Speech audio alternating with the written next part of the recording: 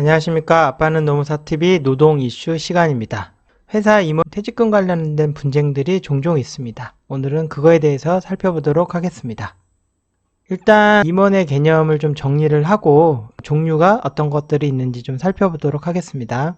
임원이라고 하면 이사, 감사, 기타, 비등기 이사를 말합니다.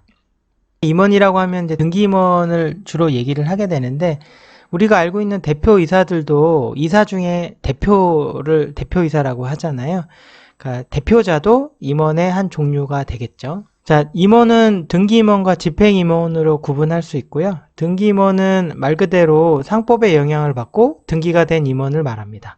문제는 등기임원이라도 간혹 인정되지 않는 경우가 있습니다. 또 집행임원이라고 있는데요. 이제 우리가 조직의 필요에 따라서 뭐 상무님, 전무님, 뭐 부사장님 이렇게 부르잖아요. 다만 등기는 되지 않은 임원을 집행임원이라고 합니다. 그래서 뭐 어떤 업무를 집행하는 임원이다 이렇게 이해를 하시면 좋을 것 같고요. 중소기업에서 뭐 부장님, 상무님, 전무님 이렇게 부르시는데 실제로는 똑같이 사장님한테 지시받고 일을 하거나 휴가도 다른 직원이랑 똑같이 연차에 따라 쓰거나 이렇게 일반 근로자와 다르게 관리되지 않는데 명칭은 뭐 상무, 정무로 불리는 그런 분들을 집행임원이라고 보시면 되겠습니다. 자, 임원의 근로자성 판단 사례를 살펴보겠습니다. 근로자로 인정된 사례. 대표이사 등의 지휘감독 아래 일정한 노무를 담당하고 그 대가로 일정한 보수를 지급받아 왔다면 그러한 임원은 근로기준법상의 근로자에 해당한다. 어떤 임원이 있는데 사장님의 지시를 받아서 어떤 특정한 업무를 지속적으로 담당을 한 거죠. 그리고 정해진 보수를 받아왔다. 그러면 그러한 임원이라고 불렸던 사람들은 일반적인 부장이랑 뭐가 다른 거냐? 근로기준법상 근로자에 해당한다. 근로자에 해당한다면 어떻게 되겠죠? 근로자로 해당한다면 근로자 퇴직급여 보장법에 따라서 법에서 정한 퇴직금을 지급을 해야 되는 거겠죠. 근로자니까 퇴직금을 지급을 해야 되는 거겠죠. 근로자로 불인정된 사례를 보면 대표이사 등으로부터 업무상 구체적인 지시감독을 받지 아니한 다국적 기업 국내 계열사의 비등기 임원은 근로자로 볼 수 없다. 이건 굉장히 좀 중요한 판례라고 볼 수도 있어요. 업무상 구체적인 지시감독을 받지 않았다는 거죠. 그런데 그분이 비등기 임원인 거예요. 등기가 되지 않았음에도 이분이 업무상 구체적 지시를 받지 않은 경우에는 근로자로 보지 않는다는 뜻입니다. 그러면 이분 같은 경우에는 나는 등기가 되지 않았으니까 퇴직금 줘야 되는 거 아니냐고 했을 때 법원에서는 아니, 등기는 되지 않았지만 당신은 구체적인 지시감독을 받지 않았으니까 당신은 근로자가 아니야. 근로자가 아니라면 근로자 퇴직급여 보장법 적용이 되지 않으니까 당신은 법정 퇴직금을 받을 수 없어. 이렇게 판단한 거죠. 행정해석이 하나 있는데 이게 임원에 대한 근로자 판단 사례의 어떤 기준이 될 것 같아서 소개를 좀 드리겠습니다. 이제 사용자라는 건 사업주나 사업 경영 담당자, 기타 근로자에 관한 사항에 대해서 사업주를 위해 행위하는 자. 그러니까 이 임원은 사용자에 해당이 되는 거거든요. 그렇기 때문에 근로기준법 적용이 안 되고 근로자 퇴직급여 보장법이 적용이 되지 않기 때문에 사용자니까 퇴직금 적용이 되지 않는 것이다 라는 표현이죠. 다만 임원이 아닌 간부 직원의 경우 이 부분은 아까 임원의 종류에서 집행임원 생각하시면 될 것 같아요.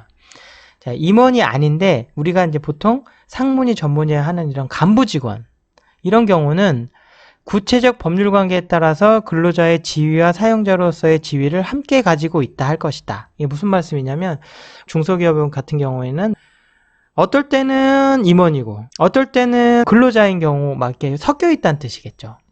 사례를 보면 간부 직원인 전무가 있어요. 이분은 등기가 되어 있지 않은 거죠.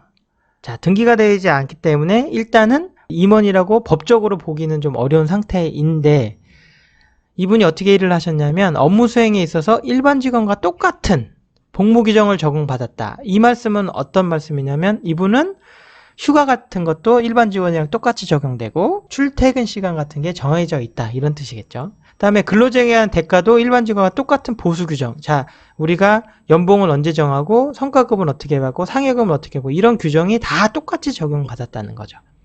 결국은 사용 종속 관계 하에서 일을 했다. 자, 그러면 등기도 안 돼 있고 일반 직원이랑 똑같이 휴가도 가고 임금도 똑같은 방식으로 정해지고 근무 시간도 정해져 있고 사장님의 지시하에 일을 했다. 그러면 이 사람이 우리가 그냥 단지 전무님이라고 불렀다고 그래서 근로기준법상 근로자랑 뭐가 다르냐? 다른 직원이랑 뭐가 다르냐 이거죠. 명칭만 그렇게 했다고 해서 임원이냐? 이 말을 표현하는 거죠. 근로자로 보아야 할 것임. 이 결국은 이렇게 표현된 임원은 근로기준법상 근로자니까 이분한테는 법정 퇴직금을 지급해야 된다. 이런 뜻으로 해석을 하시면 됩니다. 우리가 임원이라고 하면 TV에서 보면 임원이라고 나오잖아요. 뭐 임원의 방도 있고 기사도 있고 비서도 있고 이 정도 되는 분들은 임원이 맞겠죠. 다만 중소기업에서 상무님, 전무님 이렇게 불렀던 분들인데 등기도 돼 있지 않고 또 다른 직원이랑 크게 다르지 않고 이런 분들이 단지 그렇게 불렸고 월급을 좀 많이 받았다고 해서 노동법상 근로자가 아니라고 해석해서 퇴직금을 지급하지 않는다라고 했을 때 그 당사자가 그걸 받아들일 수 있겠냐는 의미예요. 중소기업에서 일하시는 그런 집행임원의 경우에는 대부분의 경우에 근로자로 인정되는 경우가 되게 많다.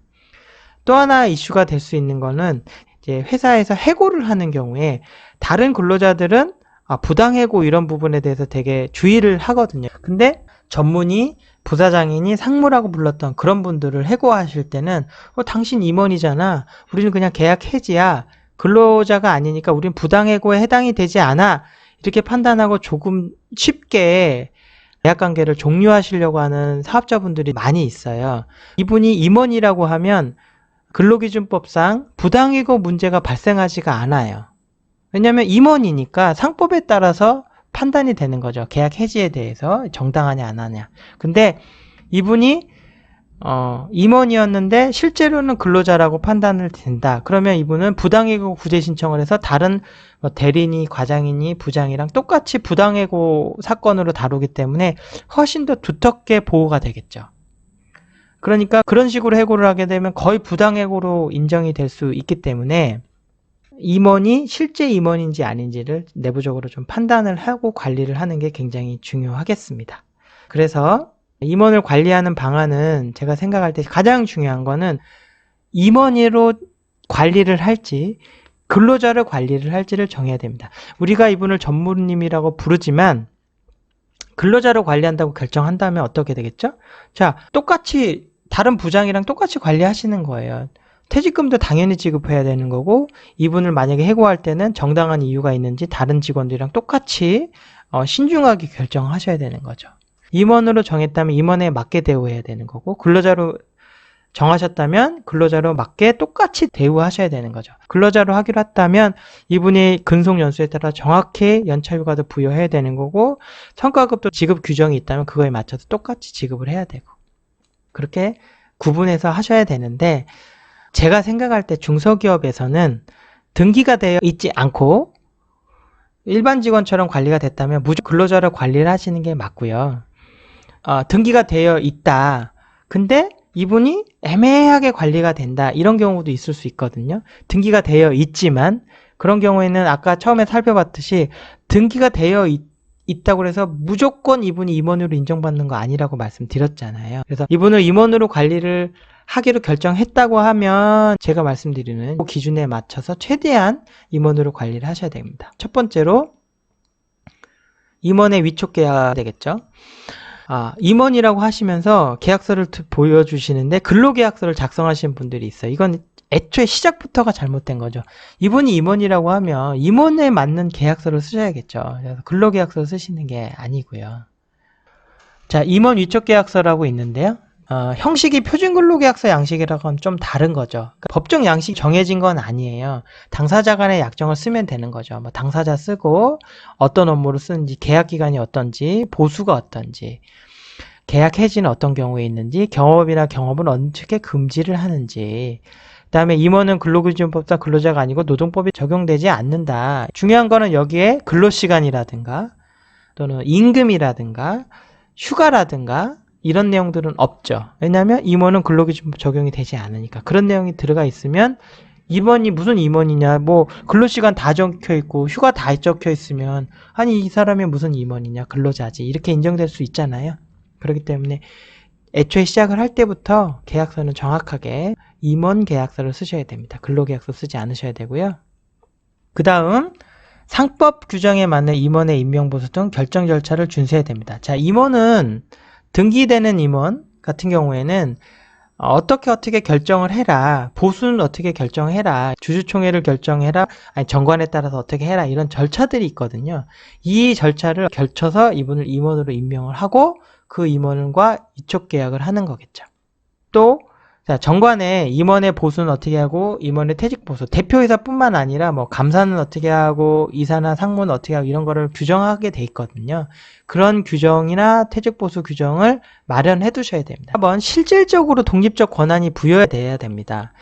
아까 사례에서 사용 종속 관계에서 지시를 받고 일반 직원이랑 똑같이 지시받았으면 등기가 되어 있더라도 임원으로 인정 안 하기 때문에 출퇴근이라든가 휴가 같은 거는 계약 관계에 대한 업무를 수행하면 되는 거지 일반 직원처럼 그렇게 터치가 들어가게 되면 근로자를 볼 소지가 굉장히 높아져요.